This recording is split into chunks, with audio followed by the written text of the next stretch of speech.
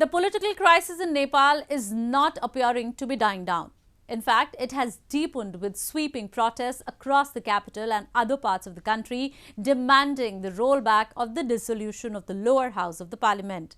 Meanwhile, the country's neighbour China, which has been accused in the past of being intrusive, is reaching out to the communist leaders of Nepal.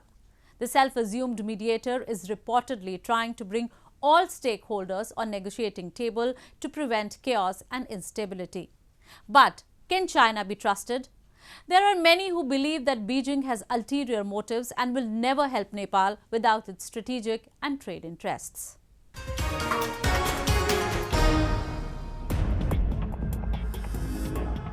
Tens of thousands of Nepalese who have been opposing Prime Minister KP Sharma Oli's haste move to dissolve parliament took to the streets of Kathmandu demanding a withdrawal of the move. They termed the move immoral and unconstitutional. Oli had prematurely dissolved the parliament despite having a majority in the house. Protesters say the constitution of Nepal that was promulgated in 2015 doesn't allow such exercise. The government must complete its 5 years. They also said that such decisions would not only set a wrong precedent but would also hamper the political stability of the Himalayan country.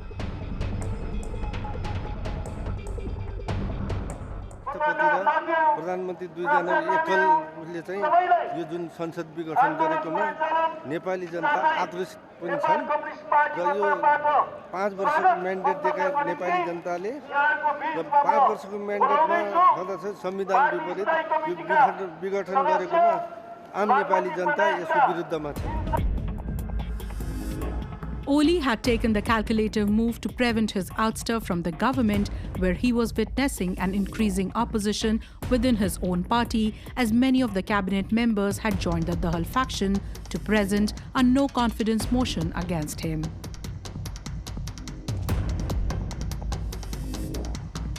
Oli has thus far defended his decision, saying the internal squabbling and a lack of cooperation from his party has paralyzed decision-making, forcing him to seek a fresh popular mandate. Meanwhile, Beijing, which has self-assumed the role of a mentor in Nepal politics, dispatched a 4-member team to Kathmandu.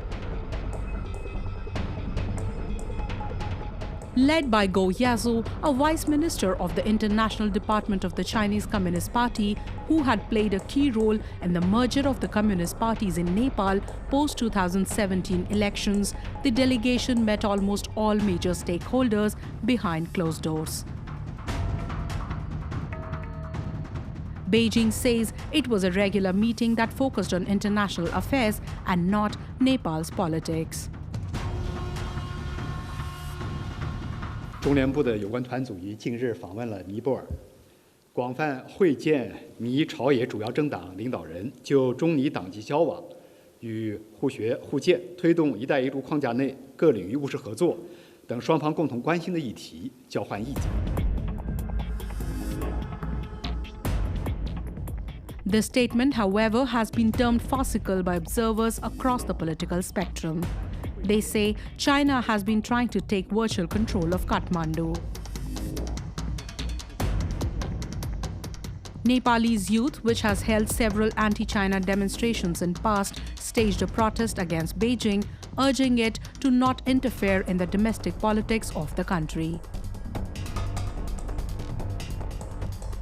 While some of the international commentators already believe that China has been guiding Kathmandu in many of its decisions, some have even raised a possibility of a Chinese hand in Nepal's recent crisis. And they advise if this is even partially factual, then now is the time when Nepalese, cutting across the political ideologies, must come together to drive out their real opposition.